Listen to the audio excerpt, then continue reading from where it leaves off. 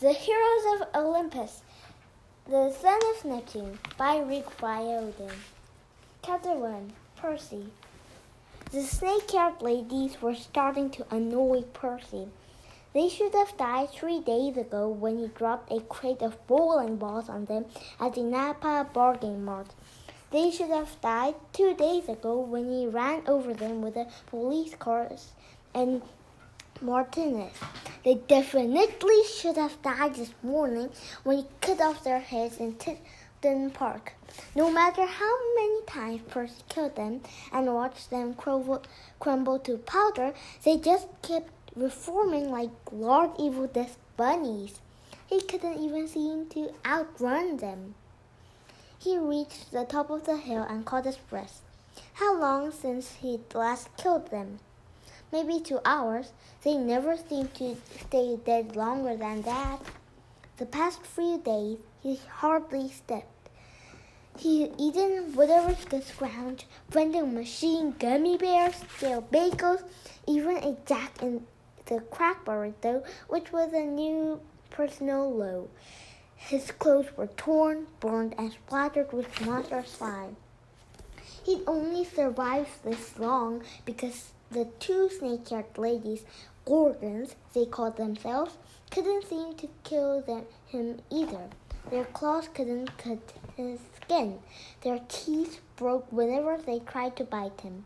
But Percy couldn't keep going much longer. Soon he collapsed from exhaustion, and as hard as he was to kill, he was pretty sure the Gorgons would find a way. Where to run? He scanned his surroundings. Under different circumstances, he might have enjoyed the view. To his left, Golden Hills rolled inland, dotted with lakes, woods, and a few herds of cows. To his right, the flatlands of Berkeley and Oakland marched west. A vast checkerboard of neighborhoods with several million people who probably did not want their morning interrupted by 2 monsters and a filthy demigod. Further west, San Francisco Bay glittered under silvery haze. Past that, a wall of fog had swallowed most of San Francisco, leaving just the tops of skyscrapers and the towers of the Golden Gate Bridge. A vague sadness weighed on Percy's chest. Something told him he'd been to San Francisco before. The city had some connection to Annabeth, the only person he could remember from his past.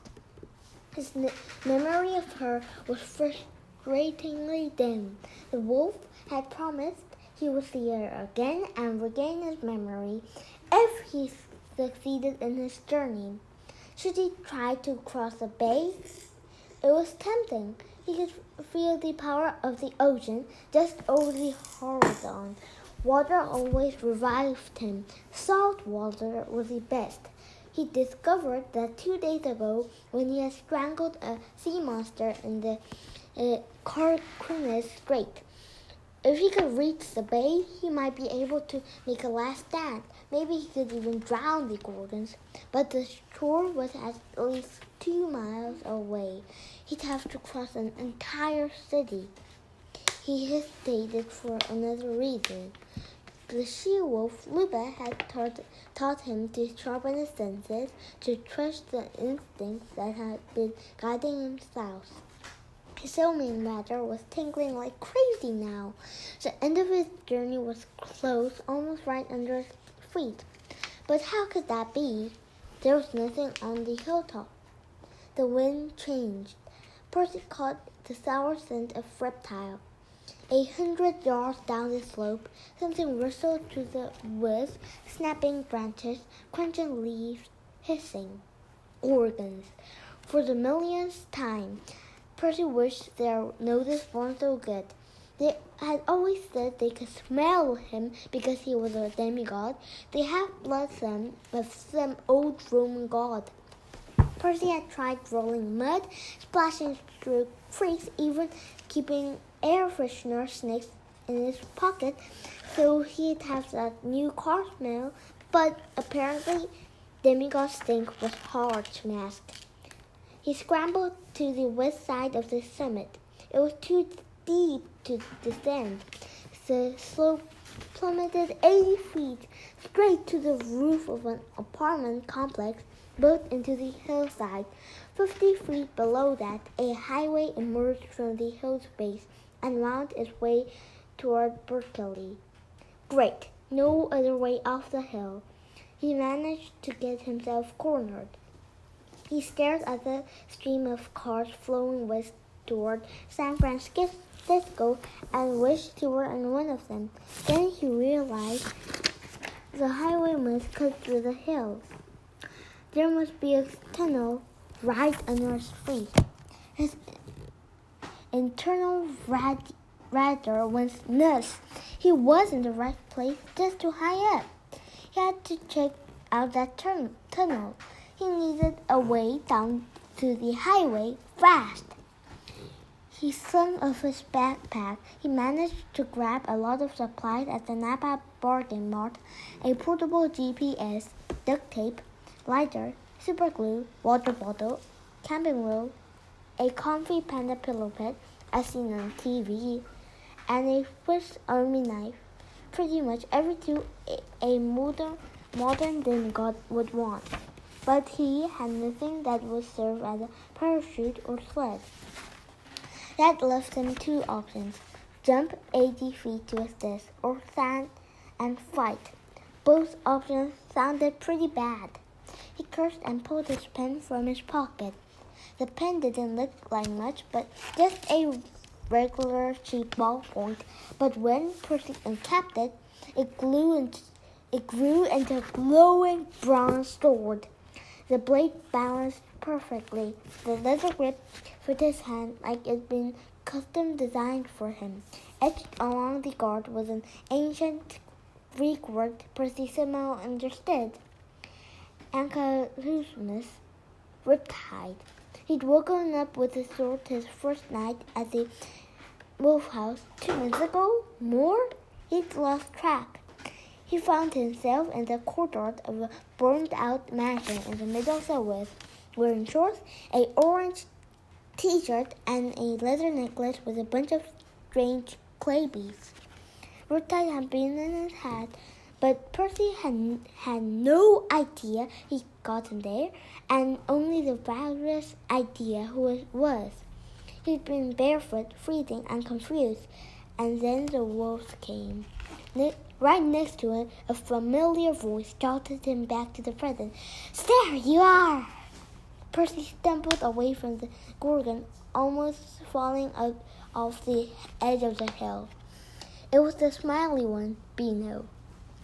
Okay, her name wasn't really Beano. As near as Percy could figure, he was dyslexic because words got twisted around when he tried to read. The first time he'd seen the Gorgon posing as a bargain mark reader with a big green board and then read, "Welcome, my name is Zeno." He stopped and said Beano. She was still wearing her green bargain mart employee vest over a flower print dress. If you looked just at her body, you might think she was somebody's dumpy old grandmother until you looked down and realized she had rooster feet. Or you looked up and saw bronze vortex sticking out of the corners of her mouth. Her eyes glowed red and her hair was a bristling neck of bright green snakes. The most horrible thing about her, she was still holding her big silver platter of free samples, crispy cheese and wieners. Her platter was dented from all the times Percy had killed her, but those little samples looked perfectly fine. Zeno just kept toting them across California so he could offer Percy a snack before he killed him. Percy didn't know why she kept doing that, but if he ever needed a suit of armor, he was going to make it out of crispy cheese and wieners. They were indestructible. "Try one?" Zeno offered.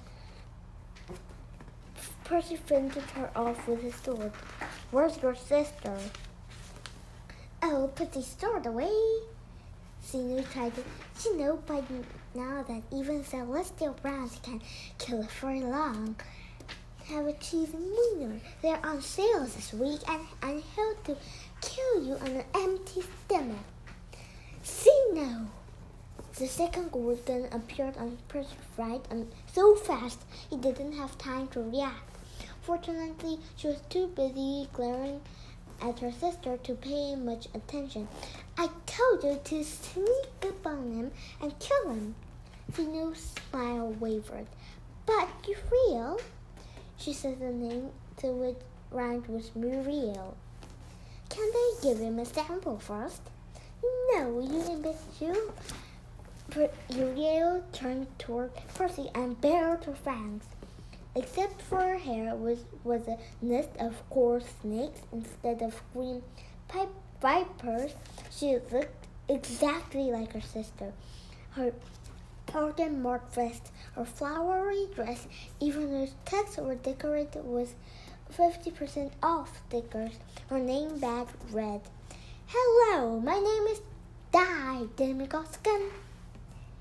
You led us on quite a chase, Percy Jackson," Uriel said, "but now you're trapped, and we'll have a friend. The cheese and wieners are only $2.99, Xenu added helpfully. Grocery department 803. Uriel snarled. Xenu, the bargain mark with a front. You're going native. Now put down that ridiculous tray and help me kill this demigod. Or have you forgotten that it's the one who vaporized Medusa? Percy stepped back 6 more inches and he'd be tumbling through thin air. Look, ladies, we've been over this. I don't even remember killing Medusa. I don't remember anything. Can't we just call a truce and talk about our weekly specials? Xenu gave her sister a pouty look, which was hard to do with giant bronze tusks. Can we? No. Uriel's red eyes bored into Percy. I don't care what you remember, son of the sea god. I can't spell Medusa's blood on you. It's faint, yes, several years old, but you were the last one to defeat her. She still has not returned from Tartarus. It's your fault. Percy didn't really get that. The whole dying and returning from Tartarus concept gave him a headache. Of course, so did the idea that a ballpoint pen could turn into a sword, or that monsters could disguise themselves with something called a mist, or that Percy was the son of a barnacle encrusted god from 5,000 years ago. But he did believe it. Even though his memory was erased, he knew he was a demigod the same way he knew his name was Percy Jackson. From his very first conversation with Ruben the Wolf, he accepted that this crazy mist of world of gods and monsters was his reality, which pretty much sucked. How about we call it a draw? He said. I can't kill you, you can't kill me, and if you're Medusa's sisters, like the Medusa who turns people into stone, shouldn't I be petrified by now? Heroes, Uriel said with disgust. They always bring that up like a mother. Why can't you turn people into stone? Your sister can't turn people into stone. Well, I'm sorry to disappoint you, boy. That was Medusa's curse alone. She was the most hideous one in the family. She got all the luck. Xenu looked hurt. Mother said I was the most hideous. Quiet, Uriel snapped. As for you, Percy Jackson, it's true you bear the mark of Achilles. That makes you a little tougher to kill. But don't worry, we'll find a way. The mark of what? Achilles, Xenu said cheerfully. Oh, he was gorgeous. Dipped in the river Styx as a child, you know. So he was invulnerable except for a tiny spot on his ankle. That's what happened to you, dear. Someone must dumped you in the Styx and made your skin like iron, but not